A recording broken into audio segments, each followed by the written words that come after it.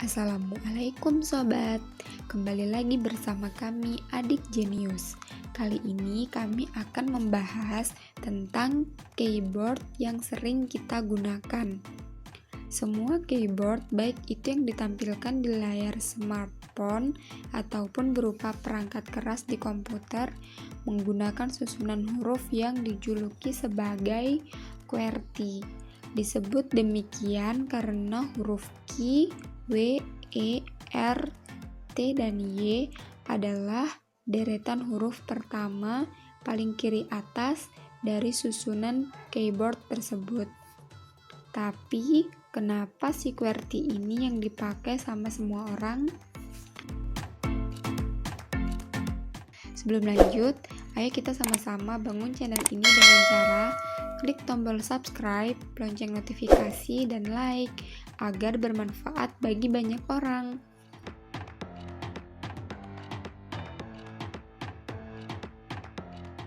Singkatnya, keyboard QWERTY telah distandarisasi agar dipakai oleh semua orang. Sistem ini distandarisasi secara internasional, tepatnya sejak abad 19 yang lalu.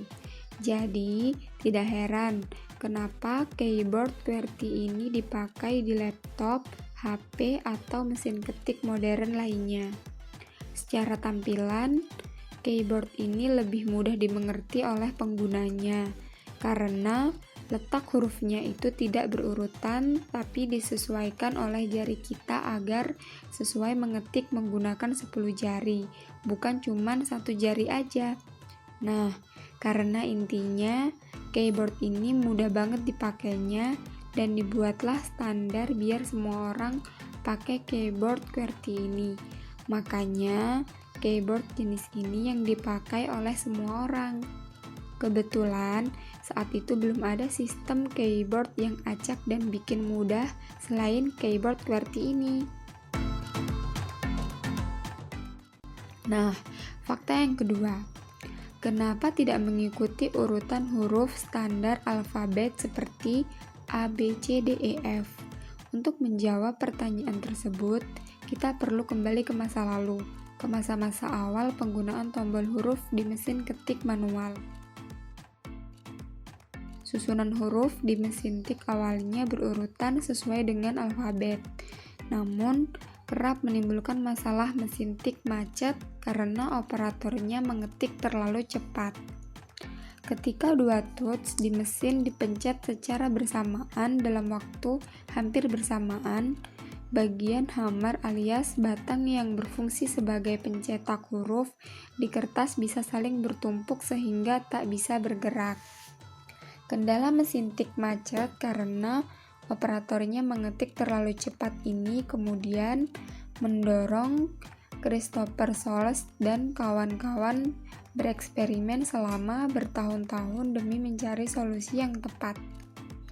Sekitar tahun 1860-an, Soles dan kawan-kawannya mengajukan sebuah paten yang mendeskripsikan bagaimana touch bersusun QWERTY bisa mengurangi kerusakan mesin tik, namun tanpa mengurangi efisiensi pengetikan. Sebelum QWERTY, susunan yang dirancang Soles sebenarnya adalah QWETY, di mana huruf R masih diisi dengan karakter titik. Namun, sebelum mendaftarkan patennya, mengganti titik dengan huruf R sehingga menjadi QWERTY. Belum diketahui apa alasan Soles melakukan itu, namun keputusannya mengganti karakter disinyalir berhubungan dengan teori diagram frekuensi. Sederhananya, teori ini menyebutkan bahwa touch karakter pada keyboard harus diacak agar sejumlah pasangan dua huruf yang saling sering digunakan dalam bahasa Inggris, misalnya TH, ST, hingga HE, tidak diletakkan saling berdekatan. Apa yang dilakukan oleh Soles bertujuan untuk memudahkan dalam mengetik dan membantu banyak orang. Harusnya dapat kita ambil pelajarannya, bahwa menolong dan meringankan beban orang lain itu baik, sesuai dengan sabda Rasulullah SAW, yaitu Manusia yang paling dicintai oleh Allah adalah manusia yang paling banyak bermanfaat dan berguna bagi manusia yang lain. Sedangkan perbuatan yang paling dicintai Allah adalah memberikan kegembiraan kepada orang lain atau menghapus kesusahan orang lain, atau melunasi utang orang yang tidak mampu untuk membayarnya, atau memberi makan kepada mereka yang sedang kelaparan. Dan jika seseorang itu berjalan untuk menolong orang yang sedang kesusahan, itu lebih aku sukai daripada beritikaf di masjidku ini selama 1 bulan. HR Tabrani.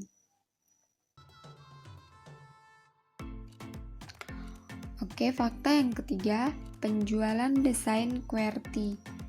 Muncul dalam produk komersil pada 1872, Solos memutuskan untuk menjual desain QWERTY yang ia patenkan tadi ke perusahaan tipe Ritter Densmore & Yost. Vendor ini lantas menjual lisensi produk ke perusahaan perakit senjata, mesin jahit, dan mesin tik. Pada 1973, Remington menuangkan gagasan Solos lewat sebuah produk mesin tik QWERTY yang dibekali dengan tombol shift pada 1878.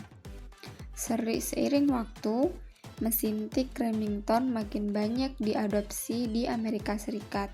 Jumlahnya pengirimannya pada 1890 mencapai 100.000 unit. Selain Remington, ada 4 vendor mesin tik yang populer kala itu, mencakup Calligraph, Yost, Densmore, dan Smith Premier. Pada 1893, 5 perusahaan tersebut membuat perusahaan baru dengan nama Union Typewriter Company. Itulah penjelasan singkat kenapa keyboard lebih banyak mengadopsi QWERTY, baik untuk perangkat komputer, laptop, tablet, hingga smartphone. Bagikan video ini agar orang lain juga sama-sama tahu. Terima kasih. Sampai bertemu di video Adik Jenius lainnya. Assalamualaikum warahmatullahi wabarakatuh.